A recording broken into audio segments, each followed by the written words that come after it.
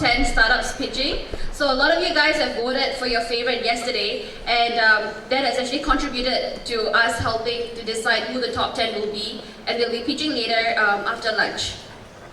So now before we begin with the panels, just a quick reminder for you guys, if you haven't downloaded the Echelon Connect app, please do so. You can either search for it on Apple Store or Google Play, one-of-a-kind invest on board program. So you get to literally pitch on air because your whatever has been videotaped will be showcased to investors flying on board Turkish Airlines.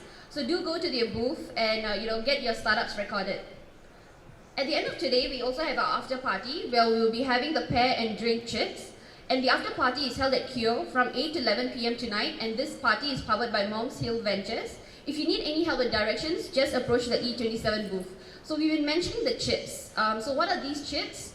It looks like this, like poker chips, right? And how do you redeem your drinks tonight is that if you pair up with an investor and a startup, you can actually go together to the bar and each of you will get a drink. So as long as we have these drinks flowing, just give your chips and we'll redeem it for you. If you have any questions, just go to the E27 booth and we'll be happy to help you out. We'd also like to take this opportunity to thank our sponsors who are committed to providing resources to startups so that they can unlock their potential. Our title sponsor is Braintree PayPal. Braintree PayPal proudly presents Echelon Asia Summit 2015. They're a catalyst for the next generation of commerce by supporting startups with mentorship and support to accelerate them into the next global company. Corrado is also here, so if you have any questions, you can talk to the PayPal team. Our premier sponsors, the Skolkovo Foundation, is a leading technological innovation hub in Russia. If you'd like to learn more about starting up, investing, or doing business with Russia, visit them at their pavilion. Global Brain Corporation is an independent venture capital firm that manages more than USD $300 million fund. They provide support for startups to establish and accelerate their business in Japan. Magic's mission is to catalyze the entrepreneurial ecosystem in Malaysia. Most recently, they launched Southeast Asia's largest accelerator. Magic is hosting the brightest startups and it's just outside the corner, so do check out their pavilion as well. For IBM, it's a globally integrated technology and consulting company that is deeply committed to the startup community, providing resources like the Global Entrepreneurship Program. Samruk Kasnya is a sovereign wealth fund hailing all the way from Kazakhstan who are paving the way for modernization and diversification of the Kazakh economy. They're joined by a delegation of Kazakh startups in their country pavilion. Singtel Innovate is a wholly owned subsidiary of the Singtel Group. Innovate works with the ecosystem of leading innovators to bring cutting-edge technologies and solutions to the markets. Our regular sponsors, Amazon Web Service. Amazon Web Services provides infrastructure platform in the cloud that powers businesses around the world. Find them at the Business Lounge to chat with the experts. Our supporting sponsors are FutureBook, SPH Plug and Play, Yahoo, SoftLayer, and Gree Ventures. The supporting organizations, Spring Singapore, the Korean Trade and Investment Promotion Agency, Hong Kong Cyberport, the National Research Foundation of Singapore, and the Singapore Exhibition and Convention Bureau. The IoT Square sponsor is Key. The official transport partner is Grab Taxi, official airline partner Turkish Airlines, official business networking app Double Dutch, and our official supporters sponsoring various fringe activities, Branch Matrix, Deloitte, Invest HK, and Brick. And finally, our after-party sponsor, Moms Hill. And we'd also like to thank all our media and community partners, all 108 of them. They've been very, very helpful and very, very supportive of all the startups and encouraging them all the way to Singapore. So a few of them can be found here today at Echelon. So do check them out on Echelon Connect, and make new friends across the region. Now, once again, do tag us on Echelon Asia 2015. And we had a new record yesterday because within 2 hours, our hashtag was trending on Twitter. So that's thanks to all of you guys supporting us. So a big round of applause to you guys. Woo, social media. All right, so now let's kickstart our panel sessions for today. And our first keynote is by Joseph Ziegler, head at Muridi. So the topic is, does your startup suffer from the following symptoms? Pain from slow development, pain from not being able to find the right technical co-founder, pain from not understanding enough of the technology that impacts your chances of success. Joseph Ziegler, head of Muridi Singapore, shares how you can find your co-founder so that you can create a successful startup. Joseph, please. Come on guys, first session. Big round of applause. Woo! Thank you. Okay, so who went out last night? I did. So I wanted to really thank Echelon for letting me do the event today, but I'm like, oh, I got the first event day too. So I kind of went out a little bit last night, so I apologize. I'm just not feeling that great. Got a little bit of hangover. So I thought it'd be kind of appropriate to talk about hangovers today. What's that? No. I'm not drunk. I'm just hungover. So it was really nice. I went out last night with all the different kinds of parties in the city. How many startups are here? Like here? Any startups? It was good because I got to go out with those guys last night. I really appreciate the startups that let me hang out last night. They had some great parties. It's good. I actually invested in a unicorn. They say there's no unicorns in Asia. There are. I met a recent graduate from one of our accelerator programs here in Singapore. He wasn't doing too well. But overall it was a pretty good night. And then I got to hang out with the VCs. Any VCs here? Any? No? The VCs had a pretty good party. Probably enjoyed that one. A lot of money, a little bit more money than startups. Had a good time. It was a little bit over the top, but it was mostly the money guys, and I quite enjoyed that one. And then the government had a party, and we're lucky here in Singapore. The government's actually been very, very supportive, and I think I'm seeing that a bit in Asia too, right? The government's gotten more involved. Here we have a great support. In Malaysia, for example, Magic, they got Cradle. And I went to their party, but I really felt uncomfortable. I wasn't quite dressed right. We were just kind of holding hands, and it was kind of a dry party. But so my question is today, seriously, who has a hangover? No, really. Anyone? There we go. Who has a hangover? Seriously, raise your hands. So we actually have a little present for you. We have hangover paramedics. So if you did go out last night and you would like a hangover relief kit, you can raise your hand, and we got everything in there to help you ease through the day today. So, and if anyone else wants a hangover kit, I got you covered. There's an isotonic drink in there. There's an Alka-Seltzer that should clear your head. So go ahead and take one, enjoy one. Hopefully that'll clear your day. And we'll move on to the real part of the event. So I wanted to talk a little bit about actually what I call a technology hangover. And a technology hangover for startups, I kind of define that in a few different ways. And it's really startups that are suffering from the drag of technology. Raise your hands, be sure to get a nice hangover kit. And these are startups that are, for example, they're tech-bound, right? So startups that feel like they can't execute because of lack of technology, for example. Or they find that technology is too expensive. It's too expensive to implement, it's too expensive to hire, it's too expensive to achieve their goals. They can't find the right engineers, the right developers. They have really bad uptime of their systems. The systems start to get unstable, they get buggy. Really big problems we have scaling up, being able to address their customer base. Okay, another big thing that I think we see with a lot of startups, thank you, hangover paramedics. So if you didn't get a hangover bag, we've got more around, so appreciate that.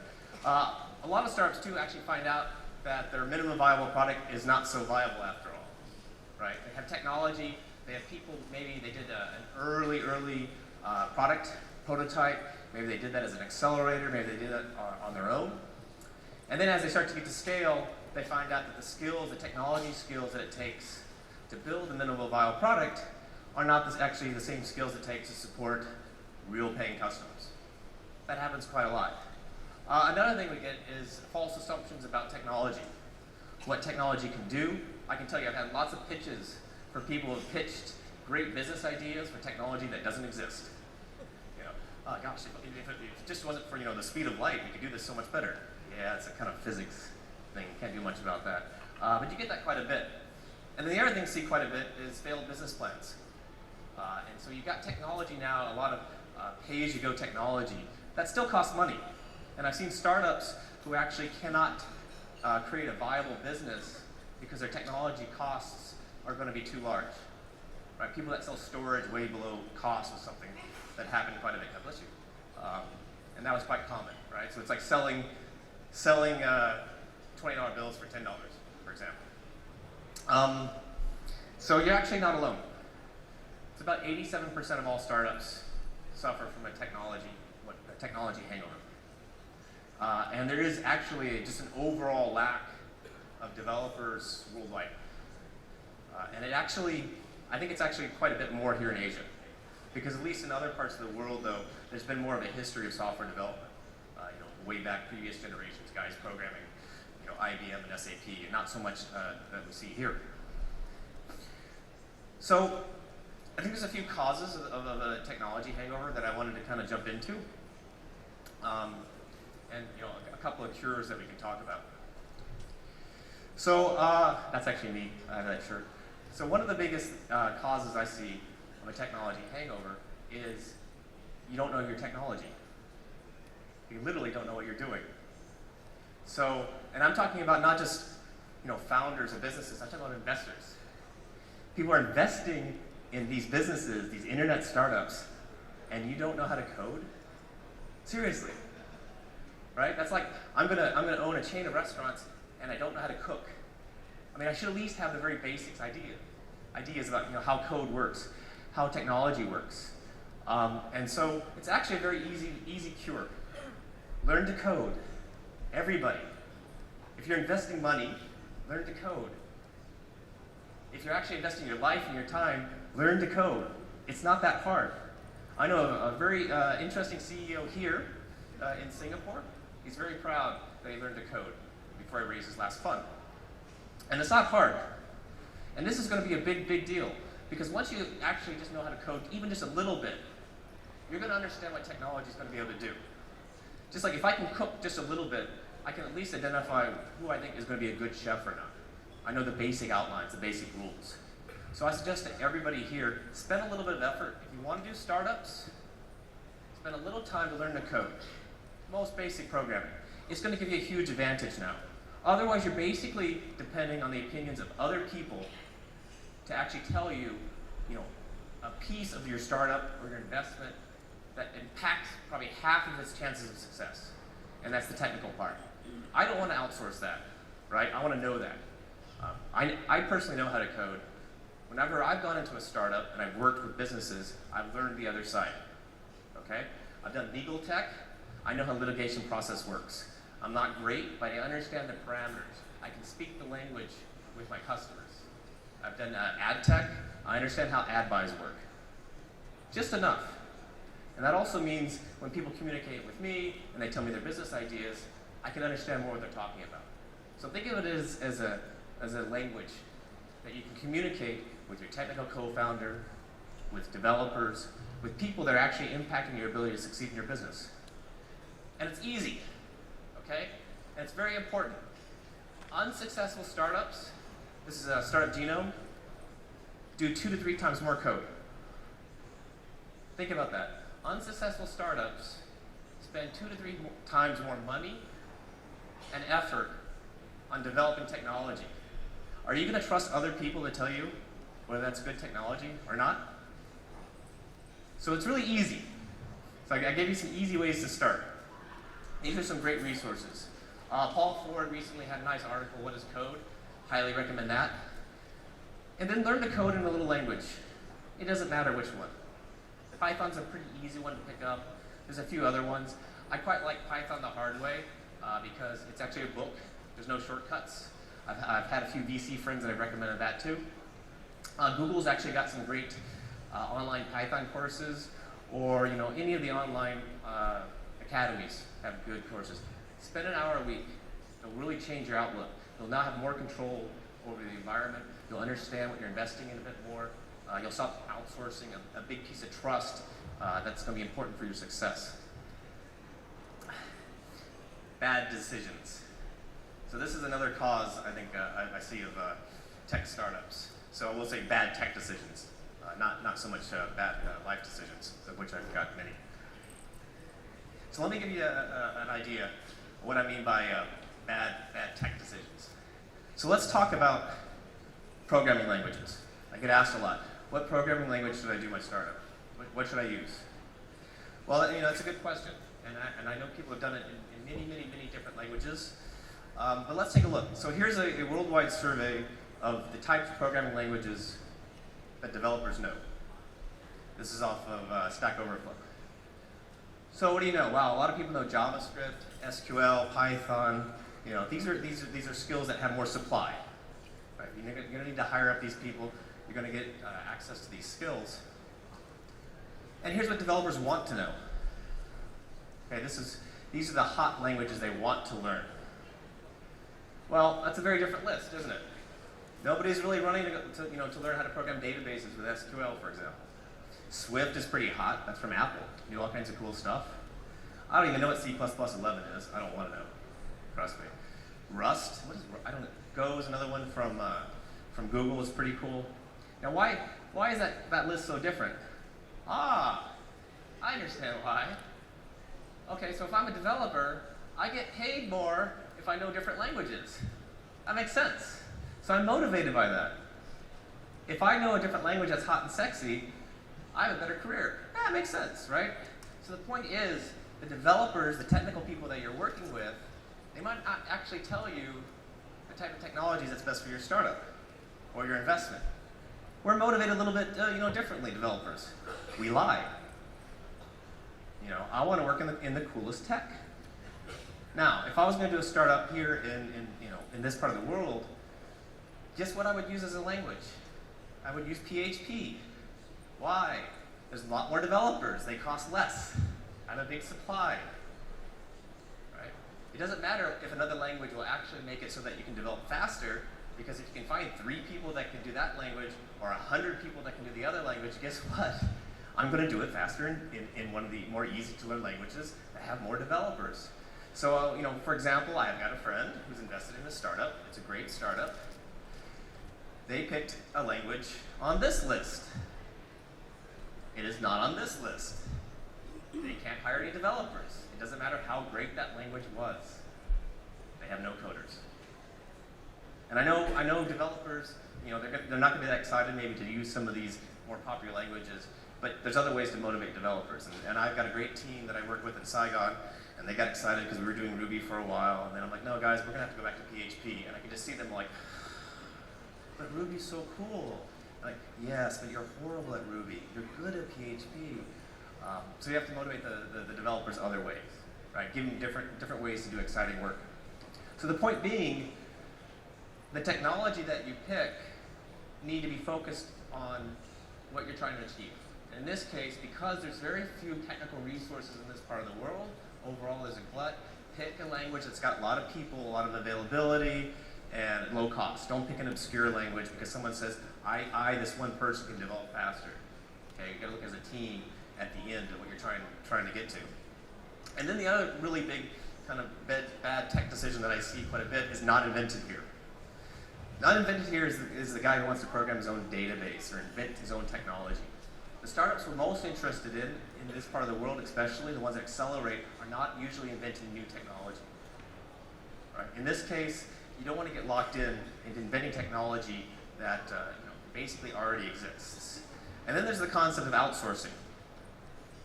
Do we outsource or do we insource? The fact is if you don't have your technology as part of your team, it greatly impacts your ability to succeed. I'm not saying you can't start off as outsourcing, but you're going to have that core component of your success has to be part of your team. They might sit in a different office, certainly. They might sit in Malaysia or another part of the world, but they need to be part of your team. So to make better tech decisions, first of all, pick affordable technology. Pick easy-to-learn languages that have a great supply in this part of the world, or wherever you're working. Use commodity services, okay? So do we have, is anyone here with like a cloud vendor in the audience? Yeah? So there's a whole room full of guys with free stuff to give you. Free hours of compute in the cloud, free databases that are already running. These are commodity services that make no difference to your success as a startup. No one cares how good your database is, for example. Use their stuff out there. They're out there just lining up. They're going to give you like free hundreds of thousands of dollars of all kinds of existing services. Go use that. Don't invent your own stuff. And at the end of the day, you're going to have to insource too. Bring your team in-house. They're going to have to be a core part of what you're getting done. Lastly, I'm going to tell you is you need to get a tech co-founder. Maybe not this guy if you watch this show. But you are going to need to get eventually a tech co-founder. And the big thing with being a good tech co-founder is, well, first of all, because you know how to code, you know how to talk to this tech co-founder. You're going to ask him what kind of languages he's going to use and why, right? You're going to take and make sure that this guy's going to use commodity services. Okay, a good tech co-founder is not your buddy who can code. In fact, I'm not a great coder, to be honest. I'm okay. But if you give me a job, I'll get it done. I can build a team of people. I can look towards that end. Your good tech co-founder is the one who's going to say, we're going to do it in this language because I can get it done. I can get people hired. This is going to be aligned with what you guys are going to do. And eventually, hopefully, this is going to be someone who's going to, you're going to grow into. And you're going to have to pitch to them. This is going to be your biggest pitch. Probably bigger than funding. I'm trying to treat this as if you're going right in front of those big VCs. You're going to have to pitch to them the same way. And then you're going to have to woo them. A good co-founder is not going to come on as an employee. He's not going to come on in part-time. You're going to have to work out an equity agreement with them. You can bring them in on probation. You don't have to give them half.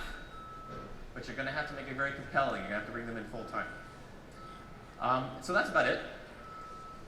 Just real quick, a little bit about how to cure your technical hangover, as well as your real hangover. Learn to code.